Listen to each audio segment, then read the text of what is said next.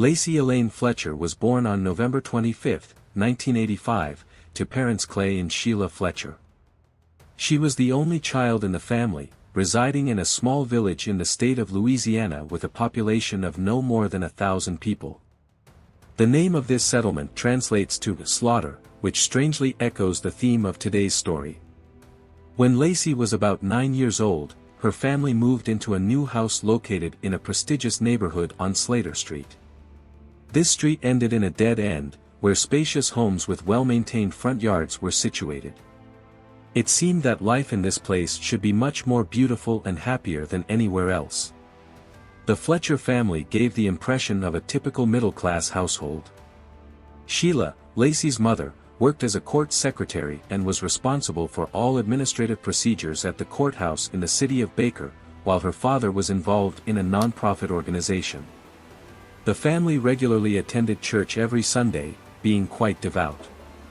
Lacey studied at Baker Academy, where she was a member of the volleyball team.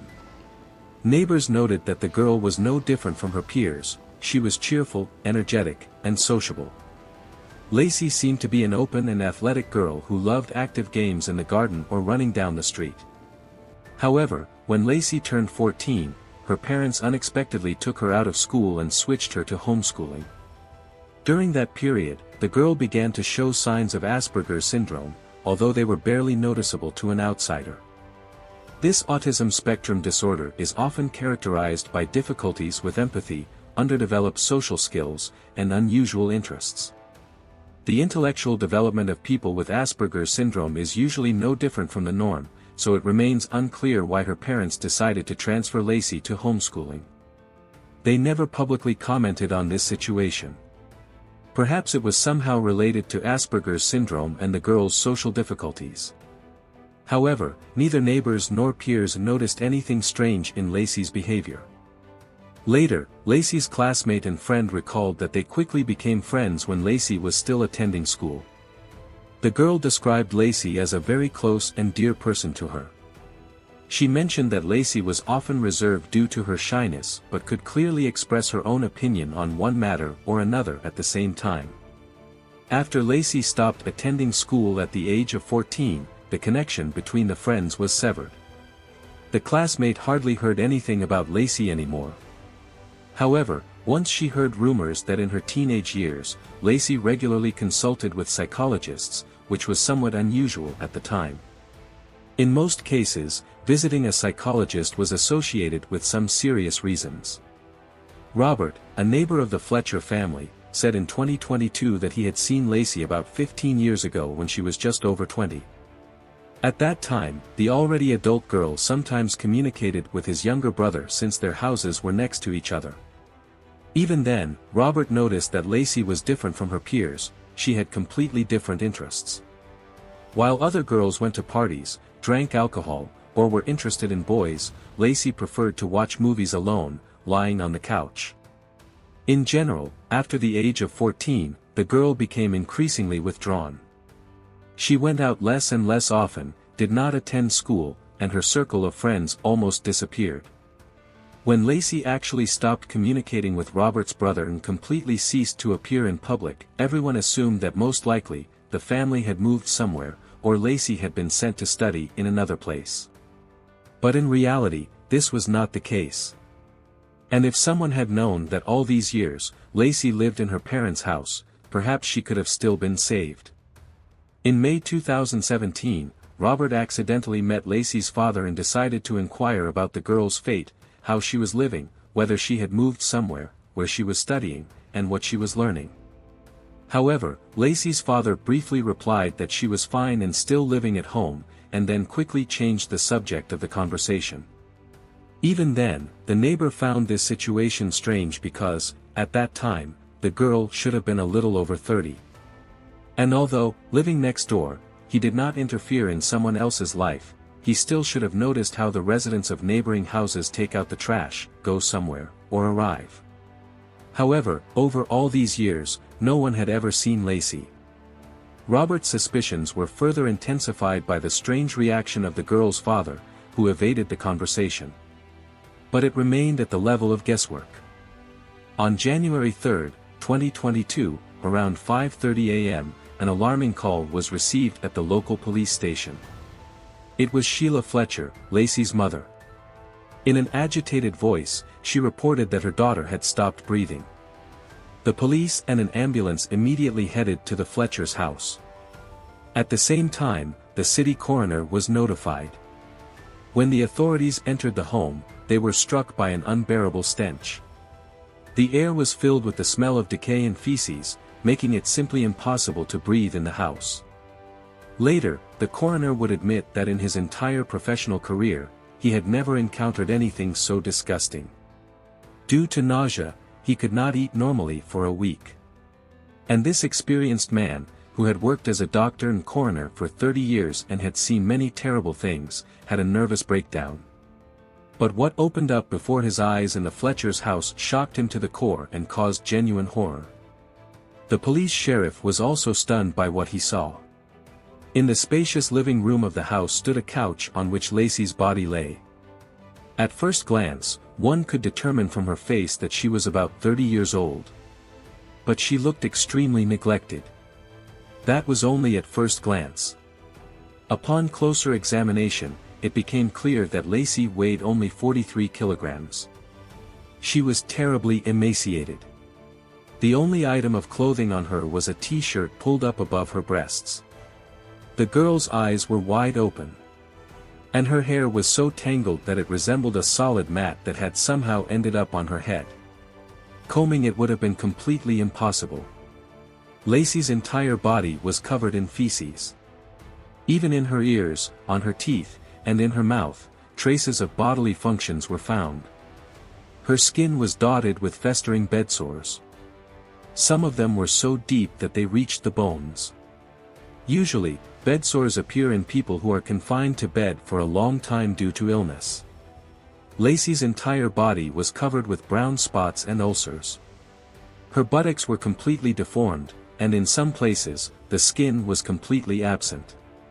The girl suffered from infection with insect larvae that dug into her body, causing excruciating pain. The photographs taken at the scene never made it into the media, the internet, or anywhere else. They were so horrific and traumatic. Even experienced coroners and police officers who arrived at the call could not recover from what they saw for a long time. However, a picture of the couch on which Lacey was found dead is available in the public domain. This piece of furniture was in a terrible state, it had completely rotted through, and in the place where the girl had been lying on her buttocks, a huge hole had formed. In it were found the remains of human flesh, fragments of skin, pus, and feces. Even the wooden floor covering under the couch was soaked with these horrific secretions and had begun to decompose. During the autopsy, the coroner found remnants of foam from the couch in Lacey's stomach. Apparently, the girl was so hungry that she began to eat it. The cause of Lacey's death is complex in nature, meaning that it did not occur due to any single factor but through a combination of several factors. Among them were bedsores that required urgent treatment, as well as bone inflammation and blood infection. When Lacey's body was found, her mother was sitting next to her on the couch, leaning over her daughter and crying. Her father, Clay, seemed completely indifferent. Naturally, the investigators immediately had many questions. How could it happen that a person ended up in such a terrible state? Why did the parents, who lived with Lacey under the same roof, do nothing to prevent this? And how could they allow the situation to go so far? Initially, the girl's parents refused to give any public comments. Later, the mother said that over the years, Lacey had become more and more distant from them. When she turned just over 20, she stopped leaving the house altogether. She had no interests or hobbies. At some point, Lacey even refused to get up from the couch, and then her parents turned to a doctor. However, they went to consultations by themselves, without Lacey, since she did not want to leave the house. The doctor advised taking the girl to the hospital, but she categorically refused to go anywhere. And the parents seemed to be at a loss and did not know what to do next. Lacey's condition worsened to the point that at some point, she stopped getting up even to go to the bathroom. Eventually, the girl began to relieve herself on a diaper that her mother put next to the couch. Sometimes she would go to the bathroom right in bed. Lacey lay silently and detachedly on the soiled bedding. The mother claimed that she constantly brought food and drink to her daughter and tried to take care of the wounds that appeared because the girl spent all her time lying down. Lacey allegedly never complained of pain and remained in her right mind until the very end. When Lacey suddenly stopped breathing, her mother called emergency services, but it was already too late. Rumors spread that a neighbor who saw Lacey lying on the couch in a terrible state through the window forced the parents to call the police. He allegedly said to the girl's mother, "Choose, either you report to the police, or I will do it." However, law enforcement officials later refused to confirm this information. But it is well known that rumors do not arise out of nowhere. They are born where there is a lack of official data and explanations. As it turned out later, before Lacey's death, her parents had not been at home for almost 2 days, and during those days, the girl was left without food. Perhaps the mother had left some food on the couch, but at least for those 2 days, no one checked on Lacey or took care of her. A logical question arises: why didn't Lacey get up from the couch herself to get something to eat, since she was supposedly in her right mind? Some sources suggest that the girl suffered from the so-called locked-in syndrome, when, with full consciousness, the body is almost completely paralyzed. The cause of this condition may be, in particular, damage to the brain. In general, Lacey lived on this couch for over 12 years without ever getting up. During the court hearing, some of the jurors needed medical assistance when they had to look at the photographs of Lacey's body. When these pictures were shown, a depressing silence reigned in the courtroom. Everyone present was shocked and could not believe their own eyes. On May 2, 2022, Clay and Sheila Fletcher were charged with second-degree murder.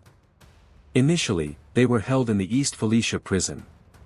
The parents repeatedly declared their innocence and emphasized that their daughter Lacey remained in her right mind until the very end and could make decisions on her own. On May 4, the Fletchers were released on $300,000 bail, but the trial did not end there. The next hearing in the case is scheduled for February 2023. It is hard to imagine how parents could leave their daughter to die and decompose on the couch, doing absolutely nothing to prevent it. They even watched television in the evenings in the same room where the couch on which Lacey lay was located. While their daughter was dying nearby in terrible conditions, her parents were watching movies. It is simply unbelievable, because the stench of feces and decay throughout the house was unbearable. And the Fletchers lived in this dwelling and supposedly led a normal life. Lacey existed in inhuman conditions, and her parents pretended that nothing special was happening. They say there are other gruesome details of this story that have never been made public. And people who know the details of the case still cannot understand how this could have happened at all. Was it not the result of some insidious years-long process that lasted 12 years? Lacey lay down on the couch one day, and her condition steadily worsened with each passing year. Of course, her bedsores did not appear in one day but developed gradually over a long period. Another point. Suppose a child suddenly declares that they will no longer go to the bathroom or toilet. Is it possible to simply dismiss this and let the situation take its course? And even if Lacey was already an adult at that time, wasn't there a way to place her in some kind of institution where she would be provided with help, even if it was forced? Of course, this would have required considerable financial expenses. But it is hard to believe that Lacey's parents did not have the money for their daughter's medical care. They both had permanent jobs and earned a good income. They had a large house in a prestigious area. And they did not seem to be up to their ears in debt, since they were able to quickly pay $300,000 in bail. It is strange that the parents supposedly could not find the funds for psychological help for their daughter. Apparently, the girl visited a psychologist in her early teens. But why and at what stage did it stop? No one can say for sure what was going on in the minds of the Fletchers and their daughter. However, the fact remains that a mentally healthy person is unlikely to voluntarily spend their entire life without getting up from the couch. This is obvious. It seems that some kind of shift occurred in the girl's mind. And it was difficult or even completely impossible for her parents to reach her. Or maybe they just did not want to bother with it. The Fletchers were initially accused of involuntary manslaughter, but later the charge was reclassified as second-degree murder. Unfortunately, the final verdict has not yet been rendered. And it is even more tragic that the girls' parents simply continue to live their normal lives, not admitting guilt and, it seems, not feeling the slightest remorse. Be sure to like and subscribe to support our channel. Thanks for watching and bye everyone.